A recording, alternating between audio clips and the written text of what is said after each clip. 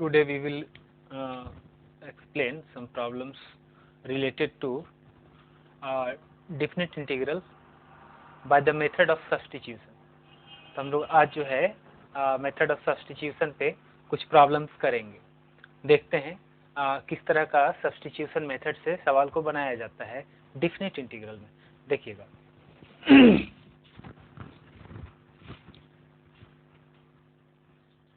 Evaluate integral from 0 to π/2 1 plus sin x to the power 3 into cos x dx। ये है substitution का एक सवाल। मतलब एक हम लोग इंडिफिनिट इंटीग्रल में सब्स्टिट्यूशन मेथड तो पढ़े ही हैं, वही सब यहाँ भी अप्लाई होता है। तो ये थोड़ा सा डिफरेंट होता है। यहाँ पे डिफरेंट क्या होता है कि लिमिट भी बदलना पड़ता है। ये limit lower limit upper limit को भी चेंज करना पड़ता है जब वेरिएबल चेंज होता है। तो देखिएगा कैसे बनाते हैं इसको। Let this is I 0 to π/2 1 plus sin x to the power 3 into cos x dx। हम आपको सब्स्टिट्यूशन मेथड में बताए हैं कि कुछ भी यदि हम पुट करते हैं तो पहले हम ये देख लेते हैं कि उसका जिसे पुट कर रहे हैं उसका डेरिवेटिव dx के साथ गुना में है कि नहीं। यहाँ पे 1 प्लस साइन एक्स को हम देखें तो इसका डेरिवेटिव cos x होगा जो कि dx के साथ गुना में है, और इसके बाद जो आने वाला टर्म है ये dc मतलब डेरिवेटिव और गुना dx मिलके dt हो जाता है यदि t पुट करते हैं तो, और 1 प्लस साइन एक्स जिसे पुट कर रहे हैं वो t होगा। तो tq dt ये इंटीग्रेबल है ना। हाँ, आसानी से इंटीग्रेबल है, ना भी होता तो कोशिश करते हैं कि इंटीग्रेबल हो जाए, है ना। तो यहाँ पे हम पुट करेंगे उसको जिसका डेरिवेटिव dx के साथ गुना में है। तो यहाँ पे अपने पास पुट करना है, अपने पास है 1 plus sine x. 1 plus sine x को पुट करने से इसका डेरिवेटिव dx के साथ गुना में आ जाता है, इसलिए हम इसे t पुट कर देते हैं। Differentiating both sides with respect to x। x का रिस्पेक्ट में डिफरेंशिएट करेंगे तो 1 का 0 हो गया, साइन एक्स का cos x plus dt/dx। That means cos x Guna dx बराबर dt हो जाएगा। अब देखिए इतना हम कर लिए, ये dt में आ गया। हम बोले थे कि डेरिवेटिव गुना dx dt हो जाएगा, तो ये भी आ रहा है। अब चलते हैं I पे। जैसे हम लोग उस समय चलते थे इंडिफिनिट इंटीग्रल में, इसके बाद हम लोग इसमें रख लेते थे, लेकिन यहाँ पे थोड़ा सा चीज़ बदल रहा है। देखिए हम डिफिनिट की तरह इसको ट्रीट करें तो ये t हो गया tq, और cos x dx मिलके क्या हो जा रहा है dt हो जा रहा है। लेकिन लिमिट का क्या, लिमिट भी तो ये x का वैल्यू होता है। अब यहाँ पे हमारा वेरिएबल क्या हो गया है t हो गया है, पहले x हुआ करता था अब t हो गया है, इसलिए हमें यहाँ पे लिमिट को भी बदलना होगा। व्हेन जब x बराबर 0 होगा तो उस समय t कितना होगा, तो यहाँ से मिल जाएगा। जब x आप 0 रखेंगे तो t का वैल्यू निकाल लीजिए। x 0 रखिएगा, साइन 0 0 हो जाएगा, 0 प्लस 1 1 हो जाएगा, तो t कितना निकल जाएगा, t 1 निकल जाएगा। और जब x बराबर π/2 हो तो उस समय t कितना होगा, तो उस समय t यहाँ से निकाल लेते हैं। x के जगह π/2 रखेंगे, जो पुट किए हैं ना इसी से निकालते हैं। तो यहाँ पे π/2 रखेंगे तो साइन π/2 मतलब 90 डिग्री 1 होता है, 1 प्लस 1 2 हो जाएगा। t का वैल्यू कितना आ जाएगा, 2 आ जाएगा। नाउ अब हम I पे चलते हैं पुनः। I बराबर देखिएगा tq dt ऐसा है, और लिमिट कहाँ से कहाँ तक अब चला जाएगा। x 0 था तो 0 के समय t कितना हो गया है, 1 हो गया है, और जब x π/2 था तो अब t कितना हो गया है, तो 2 हो गया है। रख दिए।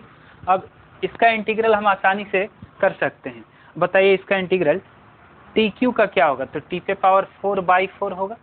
एकदम सिंपल है। कहाँ से कहाँ तक, 1 to 2 इंटीग्रेट करना है। अब यहाँ पे I को लिखें,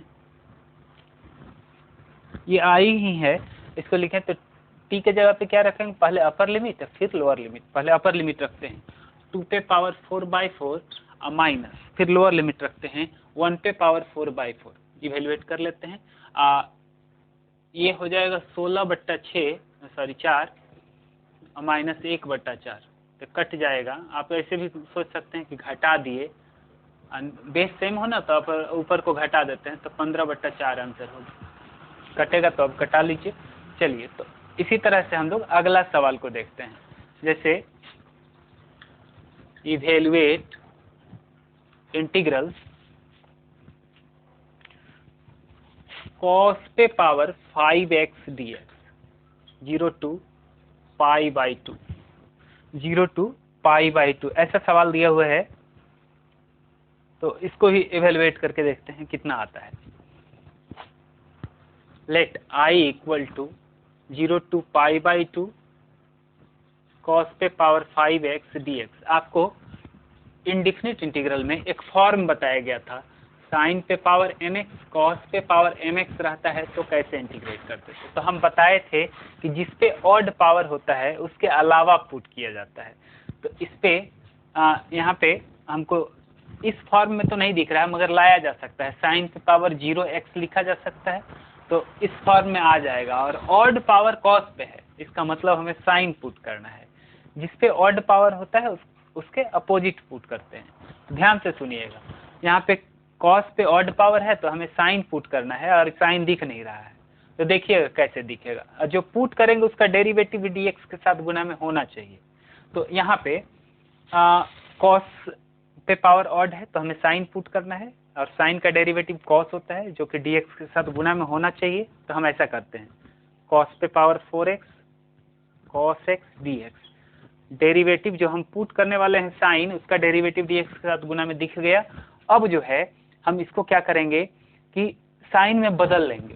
इसको देखिए ऐसा लिखते हैं 0 to π/2, इसको हम cos स्क्वायर x का स्क्वायर लिख देते हैं।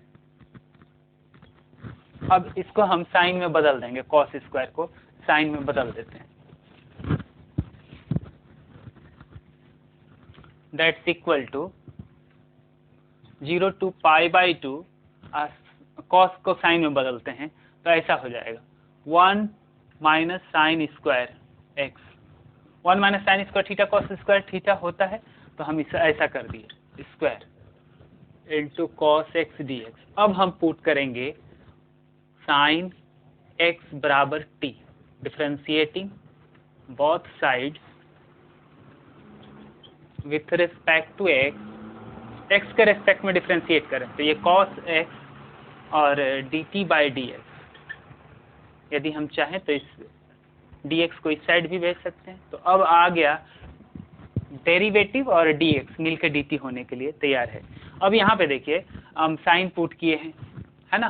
साइन को कितना पुट किए हैं, तो t पुट किए हैं, t रख देंगे। चलिए, ये 1 माइनस टी स्क्वायर का होल स्क्वायर और dt हो जाएगा। ये इंटीग्रेबल है, कोई पॉलिनोमियल आएगा, पॉलिनोमियल आसानी से इंटीग्रेट हो जाता है। ये पॉलिनोमियल आएगा। अब चूंकि डिफिनिट इंटीग्रल हम पढ़ रहे हैं तो इसमें लिमिट भी बदलना होगा, इसलिए लिमिट भी बदल देते हैं। व्हेन x इक्वल टू 0, देखिए अपर लोअर लिमिट 0 है तो t कितना आएगा, x के जगह तो 0 रखेंगे, t भी 0 आएगा। जब x बराबर π/2 रहेगा तो t कितना आएगा, तो 1 आएगा। कैसे आएगा, यहाँ π/2 रखेंगे, सिंपल है, कोई दिक्कत नहीं होगा। अब देखिए नाउ हम i को लिखते हैं, यही i है, i को लिखते हैं i इक्वल टू इंटीग्रल। सब चीज़ बदलने को तैयार है t में, कोई भी एक चीज़ x में रह जाएगा तो दिक्कत हो जाएगा, इसलिए सब चीज़ जब t में बदलने को तैयार हो जाए तभी हम लोग ऐसा काम करते हैं। तो यहाँ पे सब चीज़ t में बदलने को तैयार है, 0 से 1 तक इंटीग्रेट करना है। 1 माइनस टी स्क्वायर का स्क्वायर और cos x dx dt। अब हम लोग इंटीग्रेट कर लेंगे।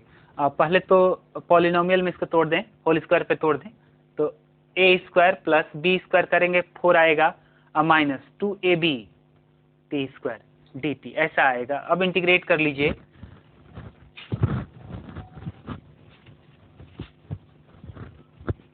अब इंटीग्रेट करते हैं, आसान है इंटीग्रेट करना। इंटीग्रल इसका होगा 1 का t प्लस t पे पावर 4 का t पे पावर 5/5 माइनस 2 कांस्टेंट बाहर हो जाएगा t पे पावर 2 का, t पे पावर 3/3, 0 to 1 इंटीग्रेट करना था। पहले अपर लिमिट रखेंगे t के जगह पे, यहाँ वेरिएबल t है तो t के जगह पे रखेंगे, तो 1 प्लस 1 पे पावर 5/5 माइनस 2/3 1 का क्यूब, अपर लिमिट रख दिए।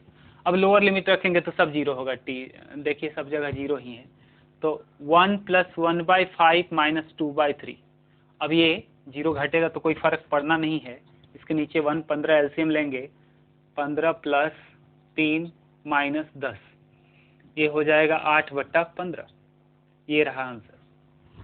इस तरह से हम लोग सब्स्टिट्यूशन का प्रॉब्लम्स बनाते हैं। और भी कुछ प्रॉब्लम्स देखते हैं।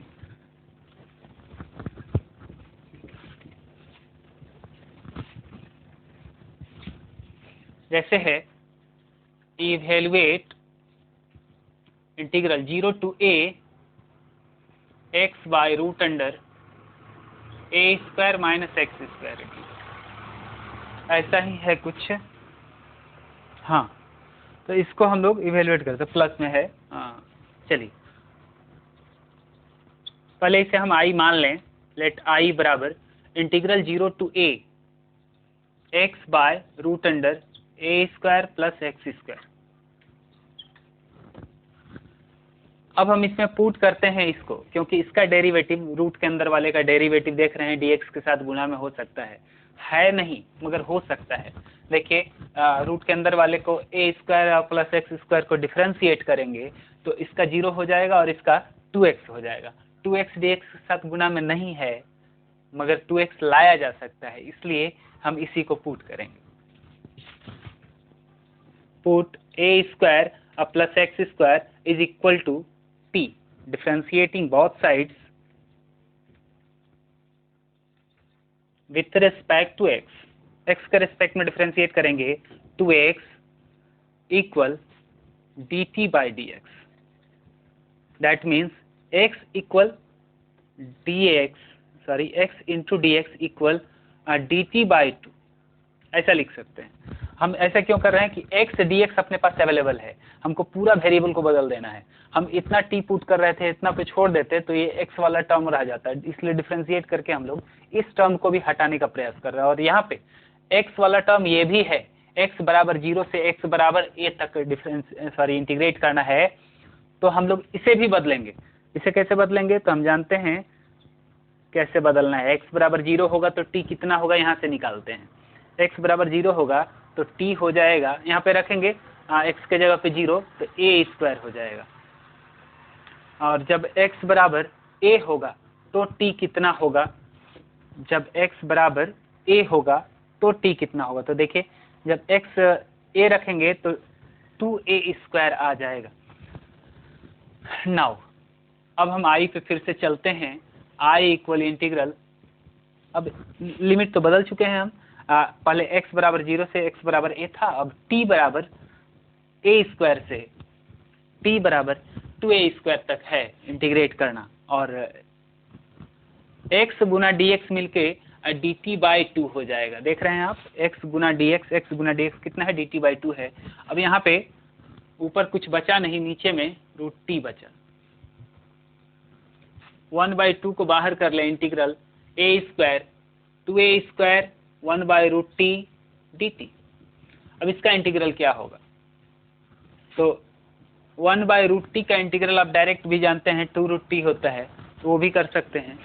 1/2 2√t from a square to 2a square, ये कांस्टेंट टर्म खत्म कर देते हैं, उसको कोई फर्क नहीं पड़ता लिमिट से।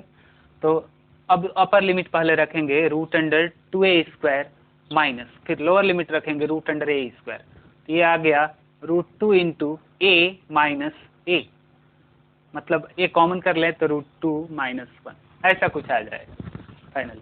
तो इस तरह से हम लोग सब्स्टिट्यूशन का प्रॉब्लम्स बनाते हैं डिफिनिट इंटीग्रल में।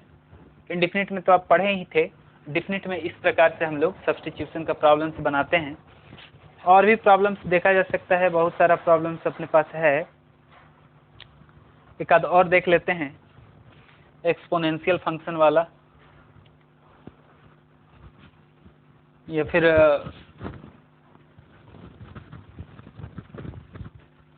इन्वर्स फंक्शन वाला देख लेते हैं। जैसे evaluate 0 to 1 tan inverse x by 1 plus x square, ऐसा है। इसको इवेलुएट करना है, सब्स्टिट्यूशन मेथड ही लगाना होगा और कोई उपाय नहीं दिख रहा है तो सब्स्टिट्यूशन लगाते हैं। जो मेथड इस्तेमाल करने से हमारा काम बन जाए वही इस्तेमाल करेंगे।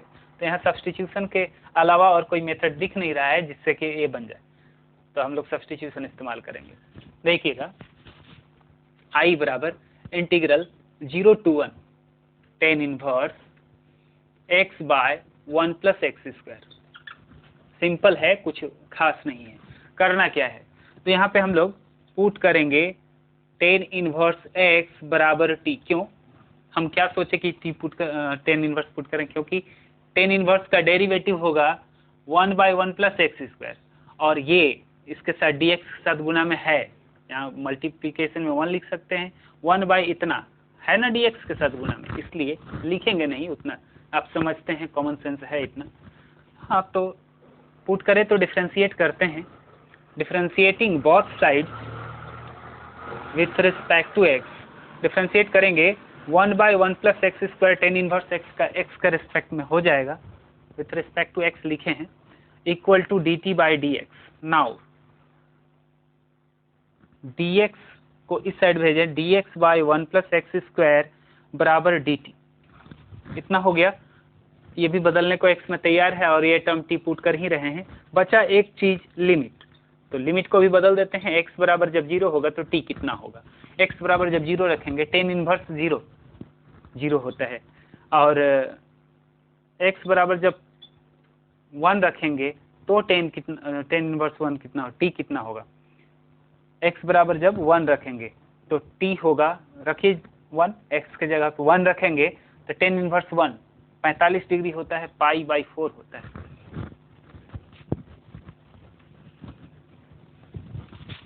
सब चीज बदलने को x में तैयार है। चलिए अब i पे काम करते हैं। ये x बराबर 0 था तो t बराबर 0 था, x बराबर जब 1 है तो t कितना है, पाई बाई 4 है। यहाँ पे tan इनवर्स x को हम t पुट किए हैं, और dx बट्टा 1 प्लस एक्स स्क्वायर, dx बट्टा 1 प्लस एक्स स्क्वायर dt हो जाएगा। तो t स्क्वायर का इंटीग्रल होता है, t का इंटीग्रल होगा t स्क्वायर बाई 2, कहाँ से कहाँ तक इंटीग्रेट करना है, 0 से पाई बाई 4 तक। चलिए अपर लिमिट पहले रखते हैं, तो पाई बाई 4 का स्क्वायर, सॉरी हाँ, पाई बाई 4 का स्क्वायर बाई 2 माइनस, अब लोअर लिमिट रखते हैं तो 0 हो जाएगा। यहाँ पे पाई स्क्वायर बाई 16 बाई 2 के नीचे 1 है, उलट के गुना होगा 1 तो ऊपर जाएगा पाई स्क्वायर और नीचे 32। ये रहा आंसर। इसी प्रकार से हम लोग सब्स्टिट्यूशन का प्रॉब्लम डेफिनेट इंटीग्रल में बनाते हैं। चलिए तो हम लोग अब स्टार्ट करते हैं बाय पार्ट्स का प्रॉब्लम कैसे बनाएंगे। एक रफली आपको आइडिया हो जाना चाहिए। बाय पार्ट्स तो वैसे पढ़े हैं आप, इंटीग्रेशन में हम लोग कितना मेथड पढ़े थे, इंडेफिनिट इंटीग्रल में। इंडेफिनिट इंटीग्रल में हम लोग 4 मेथड पढ़े थे, मेथड ऑफ इंटीग्रेशन। पहला ट्रांसफॉर्मेशन, दूसरा सब्स्टिट्यूशन, तीसरा बाय पार्ट्स और चौथा पार्शियल फ्रैक्शन। तो बाय पार्ट्स को देखते हैं। इवैल्यूएट इंटीग्रल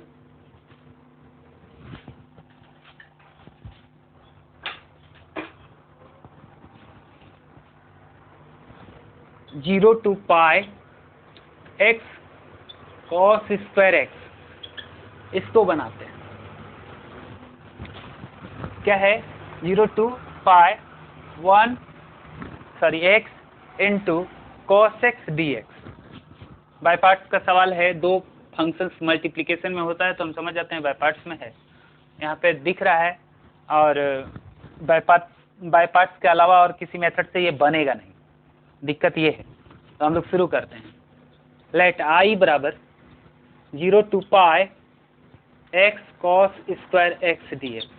हम पहले ऐसा करेंगे इसमें कि इस आई का इंडेफिनिट इंटीग्रल पहले निकाल लेंगे। इंडेफिनिट इंटीग्रल निकालने से हम आपको जो थ्योरम बताए थे, fundamental theorem of integral, definite integral, उसमें हम यही बताए थे कि यदि किसी फंक्शन f(x) का इंडेफिनिट इंटीग्रल कैपिटल F है, ये है, तो इस फंक्शन का डेफिनिट इंटीग्रल a से b इसी के अकॉर्डिंग होता है। जो इंडेफिनिट इंटीग्रल है उसी के अकॉर्डिंग डेफिनिट इंटीग्रल होता है। इसके बारे में बताए थे कि ये होगा f(x) upper limit lower limit to upper limit, इस तरह से। तो इसी पे आधारित है ना, तो ये यदि मिल गया तो हमको डेफिनिट भी मिल जाएगा। इसलिए हम करते क्या है, पहले डेफिनिट इंटीग्रल निकाल लेते हैं, सॉरी इंडेफिनिट इंटीग्रल निकाल लेते हैं। तो देखिएगा, हम इसको आई मान के पहले बनाते हैं। आई बराबर, आप जानते हैं बाय पार्ट्स में एक ट्रिक काम करता है आई लेट का।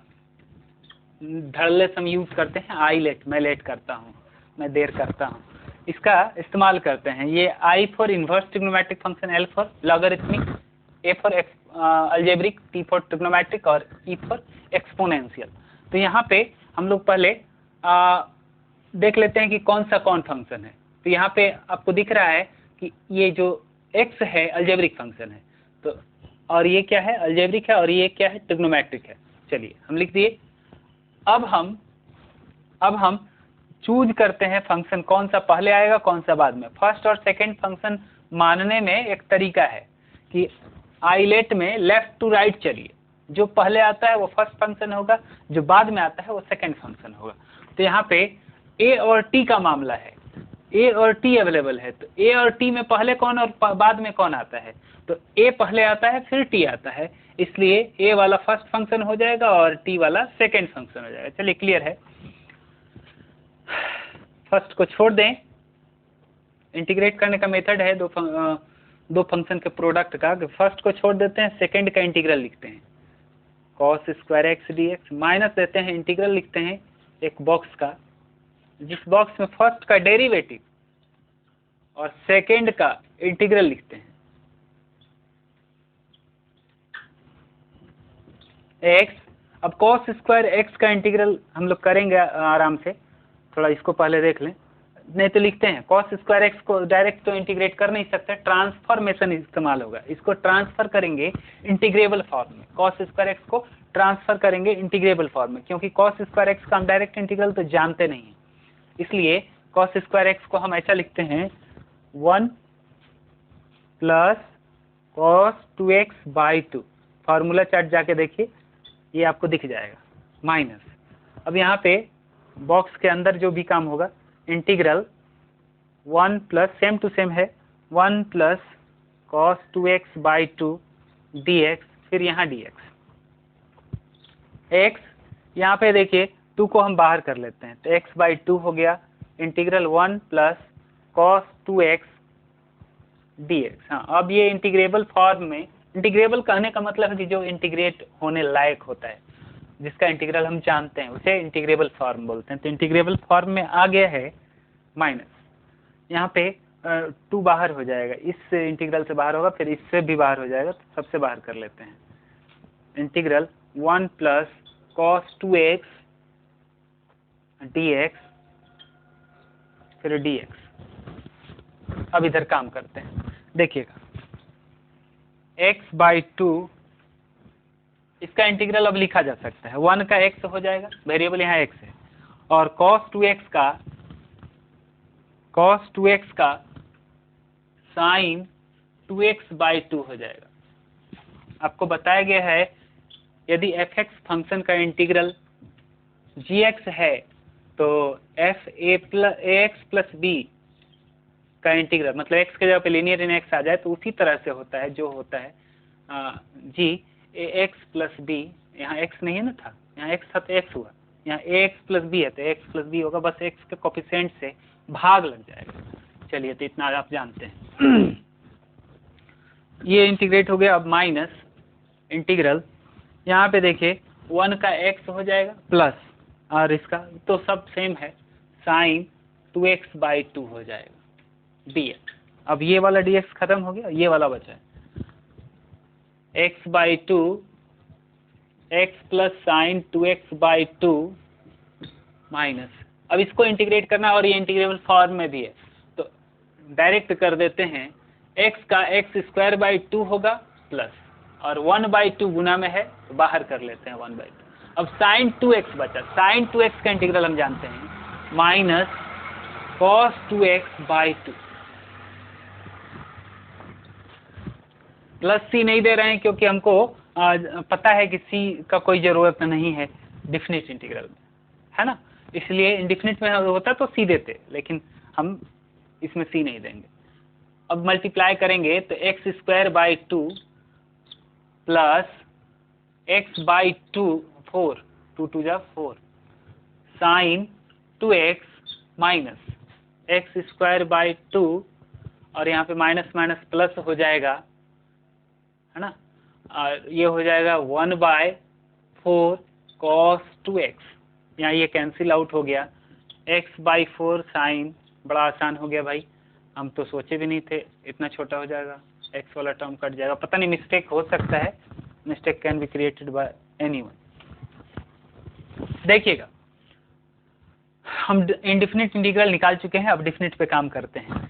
हमको तो ये निकालना था 0 to pi x cos square x dx, ये कितना होगा, तो इसी का डिफिनिट इंटीग्रल, इसका इंडिफिनिट इंटीग्रल हम निकाल चुके हैं, इतना है, तो इसी में लिमिट लगाना बचा है x/4 sine 2x minus 1/4 cos 2x from 0 to pi.